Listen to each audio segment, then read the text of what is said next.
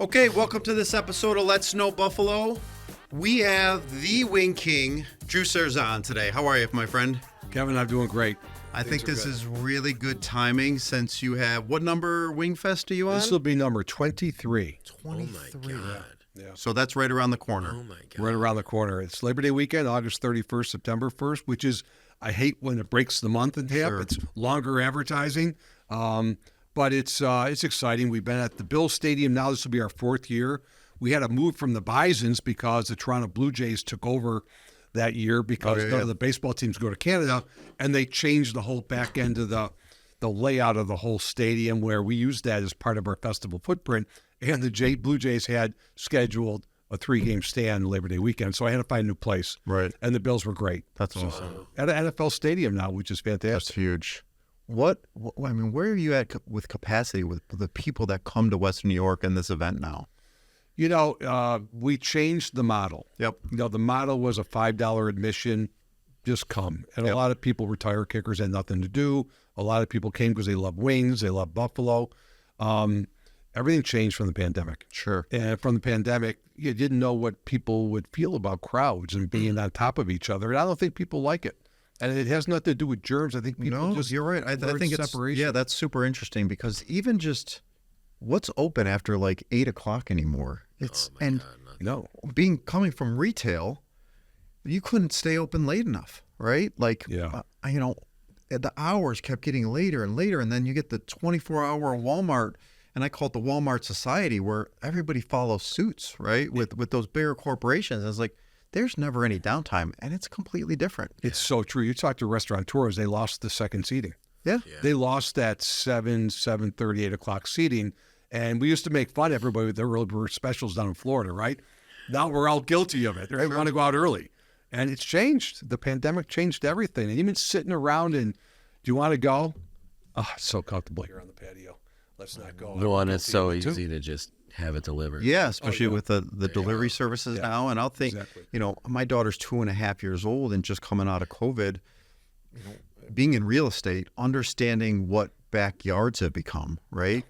I've got a patio out there, an overhang with a TV and a fireplace and the grill and the music. Like, I love going out on my back patio after dinner. Yeah. Next to the pool, and it's just that's where we spend our nights. It's funny, Kevin, when I was selling real estate, I always told people, if you want how many bedrooms, how many baths, but the big thing I asked, outside space. Yeah. What do you want? Because if you got a nice deck that's got 400 square feet, it's covered, that's living space. Insane. And that's that's really important. I think people learned how to use their house during the pandemic and what works and what doesn't, and how to incorporate, the basement, and how to incorporate the deck, the patio. Both of those things. Garages. Yeah. Both of those things were remodeled on my house through COVID and just after, and it made my house a lot more enjoyable and livable. I'm like, I get invited to the Bills. I love going to the Bills games, but I'm getting a little older now, and I'm like, you know what? I got the 85-inch TV with the recliner and a bathroom right behind me. I'm good. It's funny you say that because now going through the thing of, do we buy this? I have 2 season tickets. I had 4. I cut back to 2. And my wife doesn't like to go to all the games, but I love the action. Yeah.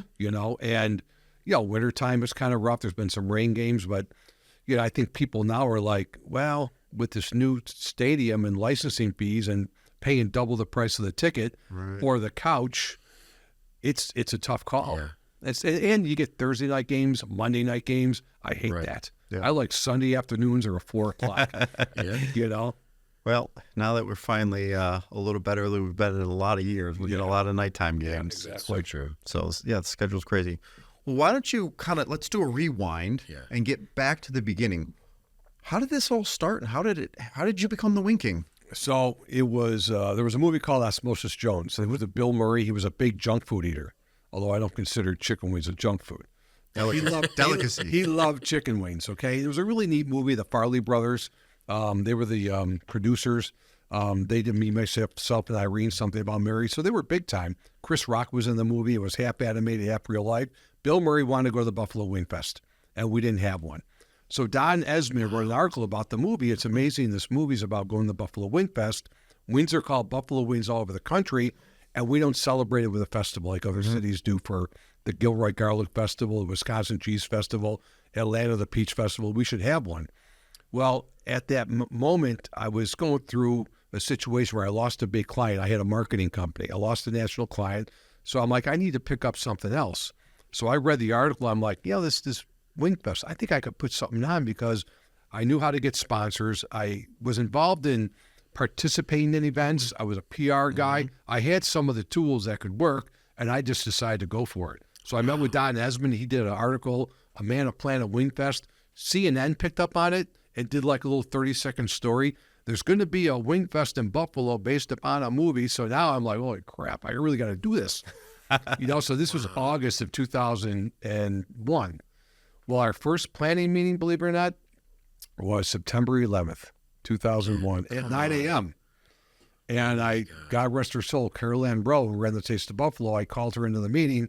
I had about 6 people in my company. I had a graphic artist and all that. We're getting ready to meet, and the graphic artist comes in and says, hey, somebody just bombed, or the tower just went down in New York City. And then you didn't know what was going to happen. So we didn't pick up the plane until April, and then just decided to go for it. I took a $100,000 loan out of my house, forged my wife's name. So I was all in. I was all freaking in. There was no backing out.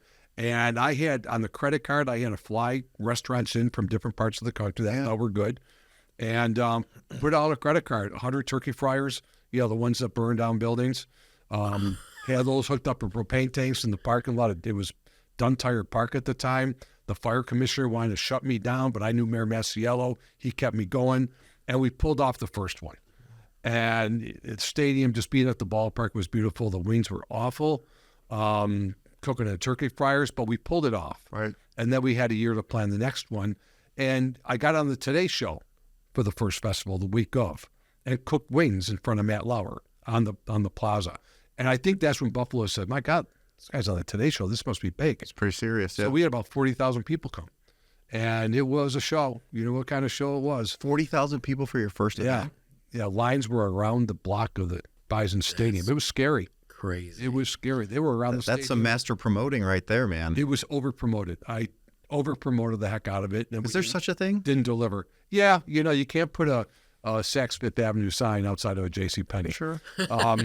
It's just you didn't know how to handle crowds. We didn't know what the idea was expect. So, but then we got better at it, and I think after 3 or 4 years, we got in a group and we figured out how to handle the crowds, and here we are. When you're describing this, it seems so overwhelming, like 40,000 people today show all this, but you're kind of, obviously you had like some real bumps in the road. You took out a huge loan. Like what were some of the real hardest moments going through that stood out to you, that helped you to pivot towards making better decisions as you move forward with them?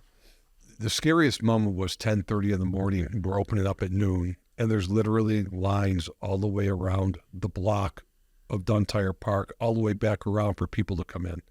And I knew I was in trouble. Restaurants were showing up around 11 because, back then they worked till 4 and went out. Right. And even the guys that came in from out of town, they were out partying. So that was when I'm like, I think I ruined my reputation on this one. I had a good reputation because I did a lot of charity work. Right. And then I had all the charities volunteering because I gave them some money. So everything was, I'm like, this is it. I'm done. I'm just going to have to move. Wow. My wife's going to kill me, when she finds out about the loan. And it worked. I mean, I actually made a few bucks the first year.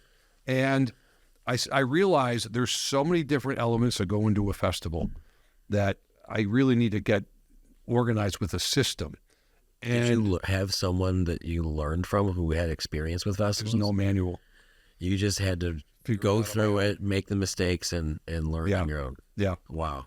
And I will say, honestly, it took me 10 years to start letting things go. As an entrepreneur, you want to, trust anybody. You want to do it yourself. Right. And there wasn't enough money to hire people. Yeah. So I had to hire people part-time, and, you're forced to get good at everything.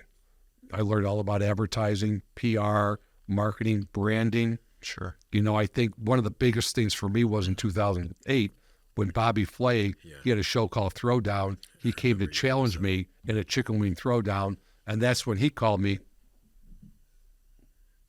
the Wing King. And from there, I took it and rode with it. And then I got on a lot of national shows as Wing King. He coined that term. He coined the term. Wow. So that's when I knew I had something with the festival, because I can use the Wing King persona to promote the festival. Because nobody, when you think about different festivals, there's a talking head. Who's the chairman this year? But the Wing King, he represented the kingdom of wings around the country, and I was able to use the Wing King persona to promote the Wing Festival, and the Wing Festival promoted the Wing King persona, and that's been going on since 2008. So that was fortunate for me, but I love it too. I love promoting Buffalo. I've always done it, always done charity work. So for me, it's kind of like living the dream. I think that is super important as an entrepreneur, right? To continue to take advantages of opportunities and see those opportunities when they're presented, right? You saw the opportunity presented itself. You had to take that, right? Yeah. The Wing Festival. And then fast forward a few years, the Wing King, it's like the light bulb went off and it's like, boom, there's another opportunity, right? Branding. And that's part of your background. Yeah, and it's funny you say that because I was at a seminar one time and the guy said, there's probably 3 or 4 life-changing opportunities that come to you. And it's fair. The key is recognizing it for one, and then the other key is taking one and running with it. And if you see everybody that's successful, there's that one opportunity, which most of the time is luck. But a lot of time luck is being at the right place at the right time, or putting yourself in that place. Like the more you get out there and do things, the more opportunities there are. Sure. The Super Bowl out in Arizona 2 years ago, a guy I became good friends with that came to the Wingfest every year called Booties. He's got 3 sports bars out there. He invited me out to stay with him. Didn't have tickets, so I went out there for the week. The day, and I did different promotions. Gronkowski's party, he had me dress up as the Wing King. I did a couple of those. Throw you through a table or anything? No, but they threw a midget off the stage. That was another story. Oh my! Gronk's party is called the Gronk Beach Party, and it's pretty wild. Let me tell you something. The boys are all there, and that was fun. So the last day was the Super Bowl. So I dress up as the Wing King. I take an Uber down to the stadium. I just walked around the stadium and started taking pictures of people. That's awesome. And I met a guy that was dressed up, and he had his Andy Reid, looked just like him. Yeah, I remember seeing that guy. I'm a Holmes guy, and then I stood by the entrance and greeted all the media when they came in and took pictures with them. They thought it was good. They wanted pictures. But, I mean, with the Wing King persona, like if you put yourself out there, I didn't know what could happen. Yeah. You'd be one person. I just walked into the Super Bowl. Nobody said a thing to me. Just hung out. And then when the game started, because I had Bobby Flay had a party before the Super Bowl, so I went to that, hung out there. And then I took an Uber back to my buddy's sports bar and watched the Super Bowl there. That's awesome. But nothing became of it. But it didn't matter. No. I tried. I had fun. Yeah. As long as you have fun. So you try different But also, things. you know, as you're meeting people through that, again, you're branding your event. Yes. Back in Buffalo and the city and the pride and the pictures and that social media presence. That's all branding, right? And it comes back around. And even if one more person comes to the event because they met you. Right. It's all good. Yeah. So it was funny. I was out there, and Maddie Hall, the Buffalo food slut. Okay, yeah. She is huge on social media. Yep. She was out there. Yeah. So I saw her, and we started bonding a little bit. Now we do some stuff together. You meet different people at different times, and build relationships. Life is all about building relationships. If you're going to sit at home and not be involved in different things, again, I say charity work. Yeah. Young people always go, what should I do? What should I do? You know what? If you want to get a job somewhere, find out where that person, go to LinkedIn, find out the person that hires or the head of marketing, if you're a marketing person, find out what charities they're involved with. Smart. Go to their events. Go to their events. So go up and say hello. Yeah, it's all about who you know, right? And my favorite thing about this city and Western New York and Buffalo is the 1 degree of separation. Yeah. Right? Yeah. Like just, I've sort of become, I've got a guy for everything. And I think there's a lot of people in Buffalo that are like that. Yeah. But I love the connections that I've made here. I'm okay with being a little bit of a bigger fish in a small bowl. It's comfortable to me. And, comfortability, being comfortable sometimes, breeds almost like laziness, right? Yeah. Because you don't put yourself out there. But I love what's happening in the city. I love the business connections, the friendships. So if you can battle through the winters, I think the people here are just incredible. And you genuinely get excited when you can connect two different people to do a deal together that have nothing to do with you. Yeah. You genuinely are Whether it's real estate or business or whatever it is. I mean, I bump into you throughout the years here and there, Ellicottville or wherever. And, it's like, boom, one message and you're like, let's do it. That sounds awesome. And that's what I love about this area. Well, I followed you in your paths, from your gaming company to real estate to your podcast and, envious of what you do. I agree. I appreciate that. I love when people put themselves out there and do things to build their brand. It's all about branding. I always tell people, consider yourself a brand. So when people think of you, what do they think of? Most people don't know. Well, it's up to you to create that feel with what you do. And I'm going to go back to, charity work, getting involved in a cause that you really like and believe in. It's, first of all, it's not just something to do. It's doing something good you feel good about. You're helping other people, but you're also making connections with a common bond, a common theme. Sure. I do a lot with Be More Western New York. That's kind of like my go-to because I was always on the boards of food banking and Meals on Wheels, and then they came together through Tara Ellis. So I'm really a fan of them. Hope Rises, Kate Glazer, became friends with her, and just different charities along the way, and I'm on the board at Niagara's food marketing program. So involved in different things and creating more connectivity or going back to previous connectivity, but you just got to get out there and get involved. It's not through texting. Everything that you've talked about thus far comes back around to building relationships with people. Yeah. Every opportunity you've taken advantage of, it was with the intention really of just building a relationship and getting yourself out there. So can you take us back to the beginning? Because I think that's like an inherent trait that some people have. Some people just don't want to do that. So what was your growing up like? Did you have somebody that you looked up to that you saw do that? Or was it just a natural thing that you had since you were a kid? Oh, my dad. Yeah? My dad worked for the old grocery store called Twin Fair. And he was in charge of the supermarket end of it. It was kind of like a Walmart. They had all their hard. My grandmother works there. Yep. Yeah. On what avenue? Or Niagara Falls Boulevard. Niagara Falls Boulevard. That's because every time we drive by the site, when my dad was alive, that's where your grandmother used to work. Because she was a homemaker and she only really had one job. It was just a part-time thing. But Twin Fair, I mean, that's just a name I heard growing up. It was great. It was great. And my dad was, he was involved with the Chamber of Commerce, the old Buffalo Chamber of Commerce. He was on the Boys Town of Italy. He was the man of the year and was on that committee. There was a group called the New York State Food Merchants, which is all the grocery people.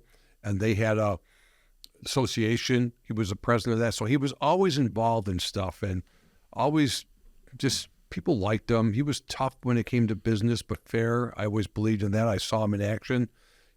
His best friend, Tony Biscaglia, was like an uncle to me. He was like the guy that everybody loved, Uncle Tony. Sure. And he was the guy working hard as a salesman, making friends. And I think those two guys, my dad and Tony Biscaglia, were probably the two that molded me the way I became. You can sit back and just do your own thing and work in a silo, or you can open up and enjoy life. Right. Business should be about having fun, enjoying what you do. And a lot of people don't enjoy what they do, but I think they don't give it a chance either. I always say, you look at a wheel, you look at the cogs on a wheel, and if you've got a certain responsibility within a company or department, you should learn what all the other cogs do and what they are, so you know how you fit in, and build that relationship, with the other folks in the department or up or whatever. And I just think people want to work, go home, or stay home, work, and stay home. I just think it's up to how you want to spend your time. I think younger people nowadays, I hate to say it, but they got to figure it out. They want to work less and make more money. Right. Shoot, that's what we all wanted to do growing up, But they also want the work to fit into the lifestyle. And that's okay. But if you want to make money and get ahead financially and then be able to do good things, you got to pay the price. Yeah. And you got to do it at a young age. Mm-hmm. So it's up to how you want to live. I think there's we've talked about this before, but with all the social media, like business gurus out there, and there's a lot of great advice out there that's available to people. But when you always hear like the work smarter, not harder term, I think there's people who don't have any experience yet that take that the wrong way and think that means there's an easier way to make money. And there's no easier way. There's no substitute for the hard work. It just they're referencing leverage. Yeah. But I think there's a lot of young people that just get that twisted and think that means there's an easier way to do it, but it's hard. I think anybody that's in their 20s or 30s, right? I think especially your 20s, right? Whether you go to college or you don't, you get out, go explore, try different things. Like your 20s should be, go figure it out, right? You have experience. Yeah, get out there and take those risks and challenge yourself and figure out what you do want to do and what you don't want to do. Right. Because there's a lot, you got a long life, right? And I think even into my 30s, I was building my businesses in my 20s, and in my 30s, my middle 30s, right? I had that oh shit moment where, okay, this isn't working anymore. You got to pivot, right? Yeah. And if you just buckle down and grind it out for 2 or 3 years, sometimes it may be 2, sometimes it may be 5, but put all that effort in. Yeah. You're going to figure it out, and it's going to, you're going to work. And you're talking to maybe 5% of the population, Very 10%, but that's okay because those are people watching your podcast. Right. Yeah. The hardships, I think, make it more clear to yourself as an individual. What am I good at? What am I not good at? Yeah. So you can grow and move forward. I think oftentimes getting out there and putting yourself out there and figuring out what you want to do, what's more important is sometimes figuring out what you don't want to do. Absolutely. I hung drywall out of high school for a year, and I said, fuck this. This is not what I want to do. I'm going to college. Yeah. And I look back on it. The lesson that I learned from 18 to 19 years old, I don't want to do that. That's not what I want to do. Right. And that I was typically a C student in school. I was just bored. I liked sports. School just wasn't my favorite thing. Yeah. I'll tell you, when I went to college, bam, it was like straight A's my first couple of years because you took the classes you wanted to. Not only that, but I remember what it was like working 65 hours a week, swinging a hammer for $8 an hour. Wow. Yeah, that will do it. One of the, I tell that story all the time. One of the most valuable lessons I've ever learned in my life was what I did not want to do. Yeah. Not what I wanted to do. And you learn from crappy bosses how you don't want to be. Yeah.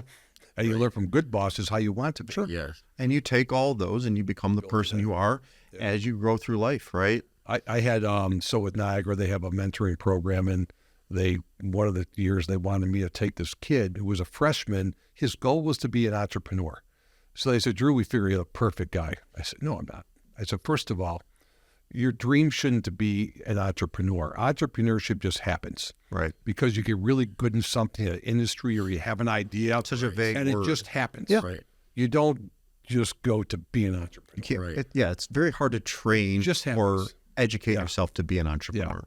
Yeah. And there comes a point in time where you realize, I've got really good skills where, like, I think what happened to me was I did different things, and I got really good at recognizing opportunities, recognizing bad. I have more people that would come to me for advice. And people say, you have a consulting company. I said, no, because I don't want to give people advice and have them pay me. And then their idea goes to shit and it's your fault. Yeah, and I'm going to tell you, I'm going to say 99 times out of 100, I said, it's not going to work. Yeah. You're not going to make money, or there's a reason, or it's a bar napkin idea. Right. Bar napkins are great, but then you got to take that bar napkin. First thing I do, honest to God, I go to an Excel spreadsheet, and I put a line, and I put how much do I want to make, and I always put 50,000 as a number for an idea. And if I can't make the top of the line add up to the bottom of the line, forget it. Fair. And how much time is it going to take? That's a great little exercise. Because, God, unless you just want to do something. I'm 63. I don't have to work. I don't know what else I would do. I love this. I love what I do. And people said, why don't you do wing fests elsewhere? I could do it. I don't want to do it. Right. It's like, if I had an original restaurant, I'm not the franchise guy. I want to put my heart and soul in the original, be proud of it, and be the greeter. Well, when you talked about someone who wants to be an entrepreneur, like how you came up with the Wing Festival and how you made that happen, that's the perfect example of the spirit of entrepreneurship. Yeah. It wasn't like you sat around thinking about it. You saw an opportunity. You saw, hey, why doesn't this exist? I think you saw there was a need for something, and you couldn't help yourself but to jump in and make it happen. That's the true spirit of it. Was ideal because it's funny. I went to 4 different colleges. Okay, in 5 years. Eventually graduated with a 2-year and a 4-year. But the second college I went to, actually the third, was Brighton Stratton, and it was right on Main Street, kitty corner from the Anchor Bar, and we used to just skip class or after class, just go hang out at the Anchor Bar. So it's ironic that all of a sudden I become the wing back to wings, but it all comes back to wings. And, I remember getting a D. I look back, I got a D in marketing because they were the class. I mean, holy crap, I got a D. It's, you learn, you study. I mean, I think I used to read about companies. I would, if companies went down or if they're successful, I would just analyze. So what's making them good? They're successful. And you always got to peel back the onion. Always comes down to this. Yeah. If you look at decisions that are made in life, whether it's political or business, it comes down to this. Follow the money. And that's how you figure it out. And I was never a guy to invest in something with other people because I just didn't, I don't know, I kind of like being a solo guy when it comes to, investing or having a business. That's just been my operation. The thing I suck at, I've always sucked at, I'm getting better at, is giving up responsibility of things that are basic. I think that's typical, though. You're a type A personality. You're an entrepreneur. You've worked for yourself for a long time. Yeah. Right. And I feel that, right? 63. I mean, Jesus Christ. You're setting your ways. I'm getting better. Yeah. Like I always say, it's like I got a pizza pie with the Wing Fest, and I'm giving different slices away for responsibility. But it's tough to find people that have jobs that still want to do this on the side, get passionate. I found some people. And next year I have another opportunity where I can slice off the sponsorship responsibility, where I can just be the selling guy and then hand everything off, so I can even work less. Yeah. And when I say work less, work smarter. Working smarter is work on the things that can drive revenue or attendance or publicity. Right. Like right now, I'm a marketing machine for the Wing Fest. Everything else has is to be, up. right? And getting the influencer market really interests me. Sure. So I've been studying the influencer market on social media. I don't post. I'm not a big social guy. Right. I'll go on once in a while, here and there. But when I go on, I study. So is that what you're working on? So you're working on some of the social media influencers now? Like, is that connecting with them? Right. Giving them content. Yeah. So, hey, be a judge at the Wing Fest. Yeah. I'll give you tickets to give away. Be a part of the Buffalo Wing Fest. I created a VIP party experience, a fundraiser, and Hope Rises Cake Laser and the Bills Mafia Babes. They pick a different charity each month. They get the charitable contribution of the funds. It's $75. You get admission to the Wing Fest. You get wings. You get 5 hours of beer sampling. Yeah. You're at the stadium. That's amazing. It's a great deal. No, that's super smart that you're able to see how marketing is changing. Event within the event. Yeah. So now I go after the beer guys. I got Consumers Beverage as a sponsor. He said, what do you want? Nothing. I want trade, marketing. Yeah. All the beer guys go to Consumers. So I got them. I got Buffalo local brands, all the local craft breweries. So I'm building this event within the event, but it's kind of like the Stone Soup fable. Now, there's different variations of the fable, but there's an old soldier that came and he was beat from the war. And he's knocking on doors. Nobody will give him food. So he gets some logs. He gets a big kettle, starts stirring water, boiling water. Everybody came up. What are you doing? I'm making a big feast for the whole town to enjoy. You want to participate? Well, yeah, I got celery. I got meat. All of a sudden, everybody's involved. And that's what the Wing Fest has always been. And it's getting different organizations involved, different groups, and making people feel a part of something special. It's the Super Bowl of chicken wings from across the country. It's a big deal. It's a big deal in Buffalo. It's the weekend before the last preseason game of the home opener at the stadium. Oh, wow, yeah. So it's fun. It's exciting. But it's a real community effort. It's an industry effort. Yeah. What a great gig. How many vendors do you have now participating? So this year we got 19 wing restaurants. We got one from Iceland who's coming back. Iceland? We got one from Mexico. They've got 100 different wing stores down there. They became really good friends. They've been coming for 7 years. Arizona, Florida, Charlotte, Connecticut. They come from all over. So we have about 19 of those. We've got 6 other local vendors like Pierogi Pete's. We've got not just cakes. So we have different other types of foods, but not a lot of it. And then they serve different sauces, over 100 different sauces, 61 wild sauces. to me is just the flavors and what people come up with. And you're like, oh, that's not going to be good. And then you're like, that is fantastic. And for these restaurants, it's like a football guy going to Canton, the Hall of Fame for football. Do you make them sign a waiver, though, when they come in the door? It's blue cheese only or get out? Now, it's funny you say that. Hidden Valley Ranch called me one year. And this was about, 2017, I think it was. And they said, well, we want to be at the Wing Fest. And I laughed. It was the brand manager. She controls all the funds for the country. And she said, why are you laughing? I said, people don't eat ranch dressing with wings. Well, they do everywhere but Northeast. Right. And I said, well, let me think about it. Then I thought about it. I needed like a little something that year. Yeah. I'm like, you know what? I'm going to invite them. So I get a nice sponsorship out of it. And we used to have a press conference in front of City Hall with the mayor and I think I remember different folks and like hundreds of people and give away free wings. It was really a big arch, the Wingfest blow-up arch. So during the press conference, they said, and I just want to make an announcement. I'd like to thank our sponsors, and we have a special sponsor. Hidden Valley Ranch Dressing will be at the Wingfest this year. Dead silence. Dead silence. And I go, and the reason we're doing this because we're in the service business, and we're the city of good neighbors. And we have people come from all over the country here, and a lot of people like ranch. Sure. So I thought it was my duty to take care of people as a city of good neighbors. Well, Kiss Radio, Janet and Nick on the morning show, they're good friends. They freaking take this thing as an uproar. They want to do a protest. Okay? Like real protest? Real protest. So the Buffalo News front page headline, the Wing King disrespects blue cheese or something like that. No, really, it was bad. And how can he do it? The article was like slamming the crap out of me. I'm like, this is fantastic. Yeah, great promotion. It worked. It worked. Oh, that's awesome. So then people are like, Drew, you okay? I'm okay. Oh, yeah, I'm okay. What do you mean? It's all working. Never did people talk more about the Wingfest. So KISS organized a protest the Thursday before the Wingfest at the studios when I was going to go in for an interview. Okay? So I called my radio rep, Sharon Metz. Sure is it. Am I going to like, is this thing big or what's going on? The Don King of chicken wings here right now. So I'm like, I don't have a problem with this. I feel like, I don't know what I feel like. I'm going to be going in. Are they going to throw things in, whatever?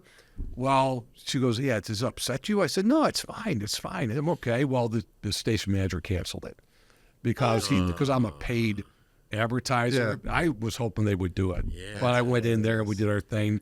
And then we had Hidden Valley Ranch dressing at the festival. And some people bought it and some people dressed up in shirts with anti-ranch and all that stuff. So it worked. Just another angle for the year. That's incredible. And they've been, they're there this year too. That's amazing. Yeah. So there's different ways to get. That was my biggest thing is how do you reinvent yourself? Each year was something new and exciting. We used to have the 0.5K run, half a kilometer. You dress up. We started outside the stadium, run around the stadium, and wind up in the stadium. And it's a 0.5K run for the motivationally challenged. People also love seeing when you're dumping all that blue cheese in the tub and bobbing for wings. That made the Travel Channel Food Network. The Wall Street Journal did a story on it. And that was because we had too much blue cheese the first year, and I was walking into Walmart. I'm like, oh, my God, we're doing all this blue cheese. And they were closing out all their swim stuff. And I saw the pool and goggles. I'm like, maybe we can try this. No. That's and then amazing. we used to get, it was like, I think Wishbone was the first sponsor. And we had literally like thousands of jars. Yeah, it took forever. But that bobbing for wings is one of the big things. Love it. Yeah, it's a great visual. It is quite the visual. So you got people coming from all over the world. Yeah. How many countries? Is it like a map that you're like, or the globe that you can put a pin in? So it had to be like in 2017, 16, maybe 15. Pete Cleary, God rest his soul, he was an old friend, and he stopped by the Wingfest right around opening time one year, and he brought his daughters to the community service hour. I said, Pete, I'm opening up the festival. I said, take them to the Anchor Bar. what can I do for you? Nothing, I'm good. He just followed me around the whole day. And just if he saw me doing something, he would fix a banner or pick up garbage. Like I pick up garbage all the time. And he said, Drew, you realize how many people are from out of town that came up and said hi? You should do a map and ask people where they checked in from. So we did. And the Visitors Bureau actually manned the map. Some years we got 50 states. We were up to 46 different countries. Wow. Last year we got 42 states and 20 countries. So we tracked where people travel from to come. One year we had all the states in every country or every continent except Antarctica. And then we found out you technically can't live in Antarctica. There's no citizens of Antarctica because you can't live there for 6 months of the year. Wow.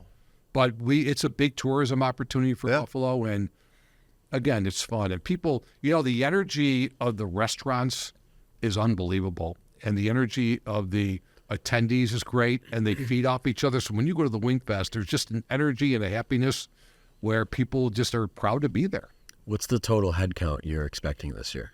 We went from, we had 70,000 one year, and then we tapered off to about 45, 50,000 at the Bison Stadium. We were talking about models for festivals before. It was $5 to get in, and people would just come because they had nothing to do or they wanted to be there. After the pandemic, I changed the model at the stadium. It's $20 to get in. I wanted to make it more of a premium event, Right. And we only drew like 23,000 last year. But the first year we drew 20,000 as opposed to 50, we still went through 85% of the volume of wings because the lines were in 150 deep. Sure. The lines were so long you couldn't get wings. So now it's manageable and people that come can have a better experience. And I think it was a Disney model, but I think the people that go really enjoy it. No, that's smart that you're kind of able to adjust based on, feedback and just the feel and Bill Murray from Osmosis Jones, we all saw the movie Groundhog Day. It started to feel like Groundhog Day every year. So that's why every year I got to mix it up and change it up. I think bigger is not always better sometimes, it's not. Right? And I think you're going to the quality over quantity. Totally. And I think that's impressive that you're able to see that and pull that back. 100%. That's what it's all about. It's a better experience than it is just, hey, let's jam too many people into a small space and then it's no fun for anybody. Look at restaurants nowadays. A lot of times you'll see empty tables. What do you make on to wait half an hour? Well, we don't have the servers and we're not going to seat you because you're just going to have to wait too long. Right. I used to, when I didn't understand that, I would get mad. Like, what do you mean I got to wait? There's all these empty tables. And then I realized, I'm so glad they're not going to seat me because if they can't serve us, why would we want to sit there? For people who haven't been before, what are some maybe vendors or specific flavors of wings that stand out to you that people should try? What you say? People ask, I should memorize these flavors. I love the blackberry brandy from Millie's in Ohio. They finish it on a grill. There's just different Cajun flavors, different sweetened heats, all different types of stuff. There's one restaurant that hasn't been able to come the last couple of years because of business. It was a fluffernutter and peanut butter wing with cinnamon on it. It took me 3 years to actually try it, and finally I did. It was like a dessert wing. Wow. And there's some that will blow your drawers off with heat. Yeah. We see people hurting. So this year, what we're doing. It's funny how you learn. The mobile app that trickles down from the website, we used to put a PDF from the festival guide of the restaurants and their sauces. Well, it doesn't translate on a phone. Okay. So this year, we're going to have a separate tab that has just a scrolling restaurant sauces. So you can look on your phone and just scroll and see all the restaurants and sauces. Nice. So, we become more mobile friendly with our festival guide. But, it's over 100 different sauces and 62, I think it is, different flavors this year. Wow. See, these restaurants, they come and they want to get up their game. They compete for national prizes. We have 7 different categories and actually 8, and yes, first, second, third prize. So if you come to Buffalo, you win an award, that's like going, that's big time. Yeah. That's like winning an Emmy, So that's big time for them because they promoted, they got invited to the Wing Fest, and they were one of the best. Are there some of the local restaurants that also are involved with this? Some do, not a lot. Okay. Danny's is always there. The Anchor Bar's there. Doc Sullivan's, God rest his soul, saying a lot lately. Doc Sullivan's, Tommy Cowan. He was always there. He came up with the roast beef on wet wings. I guess was infamous, So I don't know if the local restaurants appreciate the value they can get out of it. Sure. You know, because I think they're just, well, it's wings, and we do wings, you know. And again, not just my festival. If I had a wing restaurant as a marketing guy, I'd be there leveraging the crap out of it. But I think the beauty of it is also bringing different flavors or regional flares from all around the country. Sure. Meeting people from different states and different areas of the country. I think that's where the camaraderie, there's a lot of camaraderie between the attendees and the restaurants that come every year to see their favorite people. Right. You know, it's like an annual reunion. And I'll tell you, I love the classics. I mean, just medium with blue cheese, right? Or barbecue. I don't vary too much. When I know I want wings, like, Yeah. I'm very traditional. So yesterday for National Chicken Wing Day, I live in East Aurora. So I met a buddy at the Barbell, and they have the Cajun honey butter barbecue. Oh, yeah. Okay. And If I vary, that's where I'm going. that's the one. Yeah. And then I had 20 yesterday. God, it was full. Good for you. I had 10. Just you? Yeah, just me. Good for you. I have Cajun. They have a lemon pepper rub. That's so good. But I combined it with the Cajun. That was good. It was really good. I like sweet and heat too. Yeah. You know, I mean, I know people make fun of Buffalo Wild Wings, but believe it or not, if you have been there lately, their wings are pretty good. But they have a mango habanero. It's a little hot, but again, the sweet and the heat. Love that. You know, I mean, there's such good places around. 911 Tavern, a little old softball bar over on off of South Park. They're hot. They're hot. It's got a special flavor to it. Yeah. You know, wing nuts. They got a wing nuts flavor. They got a buffalo sauce. Their flavors are really good. They're I very love their unique traditional. too. You know, Oh, man. and then you go to a Duff's, and that's very traditional. Right. You know, very traditional. You know, the Anchor, very traditional. Gabriel's Gate. I mean, consistent, perfect wings all the We time. got to stop, man. My stomach is I know. growling right now. Lenovo. It's Lenovo on the pit. growling right now. Bocce on the pit. You know, everybody's got their own plays, you know. They're just Elmo's. The Elmo's double. is so good. You know? Elmo's goes so under the radar. Cajun honey mustard. I mean, the double. The Cajun hot double dip is one of my favorites. Do you know about the double dip? I live right by Elmo, so. Yeah. Oh, it's so Where do you guys go? What's your flavors? You know what? A big one of mine was Snyder Bar and Grill in Amherst. I used to live over there. Remember Mike Sullivan? Yeah. Yep. That used to be my pit stop all the time. Elmo's is right around the corner from me. Amherst Ale House, Audubon, north on Sweet Home. And there's so many small ones. Amherst Ale House has the Crown Royal barbecue. Awesome.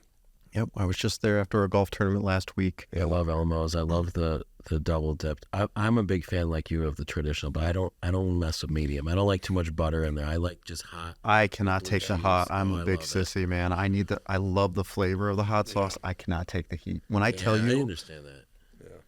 it, like even a medium makes me sweat profusely. It's incredible. But I will say Duff's, I love Duff's with their French fries. The combo of those two together, I don't know if there's a better meal. But One of my favorites, though, that most people don't know about. Well, you mentioned like the Lenovo barbecue, like that. I think they were the first ones to do that. love but then barbecue. I grew up by Matina's Pizza. Matina's does a great barbecue in the pit, but Kelly's Corner yep. That comes in up North all the time. Buffalo. Have you ever had their hot sauce there? I haven't been there, and everybody's It was like They make it in thicker house, so and- it's like yeah. a thick brown sauce with crushed red pepper in the sauce. It's just completely different. yeah. And it's the epitome of a dive bar. I mean, you walk in and you'll get looked at sideways, like you're not coming here normally. That's a good place to go to. It's almost like the soup Nazi. It's almost like they're almost like a Harley bar in a movie. It's like, and you walk in with a soup. Yeah, no, that happens there. It's so funny worth when it. people come into town and they're like, "Oh, where are the best wings?" Find any corner dive bar, and you're try fine. it. You're gonna be fine. You know, they closed, and I really liked it. Was a Dalmatian Hotel. I wasn't ever there. I wanted to try. And you never will. It's a shame. So Shy Guy Sean, he's my social media guy, and he's a wing fanatic. He says, we're going to Dalmatian Hotel. So we're driving through Riverside, and now we're on this residential street, and straight ahead it's a dead end to the GM plant. I'm like, is that really Sean's car ahead of me? Am I like following the wrong car? And all of a sudden we park, and there's this Dalmatian Hotel. And it was just very unique, you know? You know what? Another place, my my mother and my grandparents lived on Olmsted in Depew. Oh, Literally, when I tell Cells? you, 3 doors down from Cells, I was over there, and I never had them until I was in my 20s. I had no idea that that little gem was on that street, like 3 doors down. So shame on me again between Kelly's Corner and Sales. Sales is a breaded wing. Yeah. People love it. And they were in the top 10 all the time, and they fell off the radar of everybody. But there's another place called different. Ponies up in Medina. They used to also near Medina, middle something. And they also had one in Clarence at one time. It's a breaded wing. Oh my God, the sauce on it was unbelievable. A buddy of mine owned it, and they were really good, but they were breaded. I mean, that's sacrilegious, right? But some people, Sales is breaded. You're a non-discriminatory breader. No, I mean it's extra crisp. I'm okay I with do that. like some crisp. Yeah. All right, well, let's wrap this up. Why don't you tell us the days and times and everything you can about the Wing Fest and so it's close out. Always Labor Day weekend. Yep. And this year it's August 31st and September 1st, Saturday and Sunday. We talked about it. It's fun. Great wings. You're at the stadium. You get to go on the field. Yeah. I mean, that's pretty cool. You get to go on the field. We're ticking down. You're not going to get too many more opportunities to get out there. No, because believe me, when they put that new stadium in with it's a real grass mix, they're not going to let people on the field. Sure. So this is your last 2 years to be able to do this and get your pictures. Competitive eaters coming in, bobbing for wings, live music, lots of fun. BuffaloWing.com is the website. We got the VIP ticket. It's fun. Awesome. Join us. Drew, appreciate you being here. You are the ultimate promoting, branding. You do an incredible job. Love everything that you've done. Thanks for being on with us. Thank you. Pleasure. Save you guys.